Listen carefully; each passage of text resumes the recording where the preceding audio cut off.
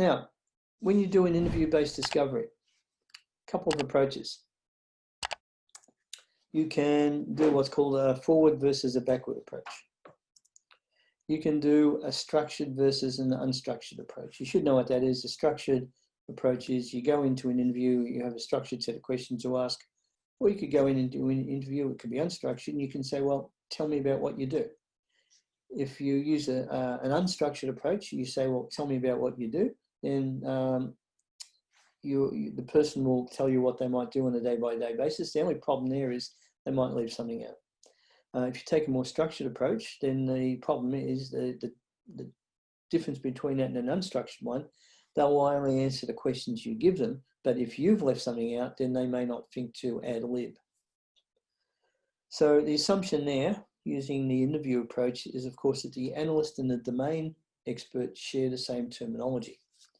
Okay, so you might be the analyst, you might be interviewing a domain expert, or this could be the domain expert, that could be the this could be the analyst, that could be the domain expert, doesn't matter.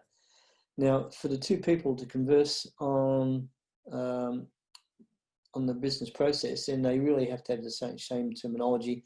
That's an assumption that sometimes won't happen, and that lack of common terminology can then sometimes lead to confusion. And this is why when we talk about business process modeling, we have BPMN 2.0.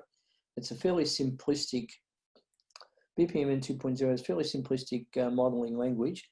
I mean, we've seen it over the last 2 weeks. It's basically arrows and boxes and conditions. It looks like a flowchart, something that people can understand.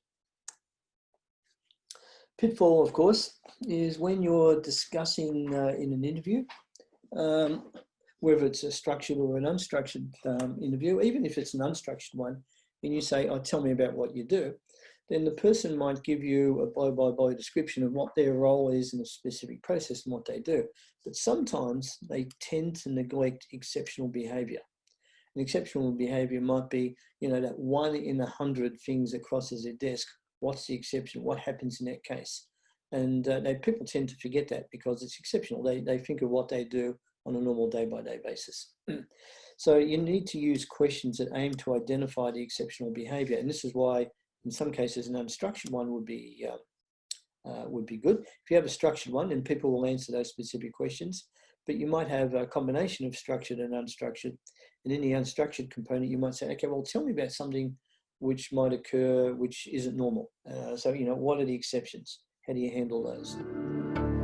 The Victorian Institute of Technology has other great videos covering many different topics. Please check them out, and thanks for watching.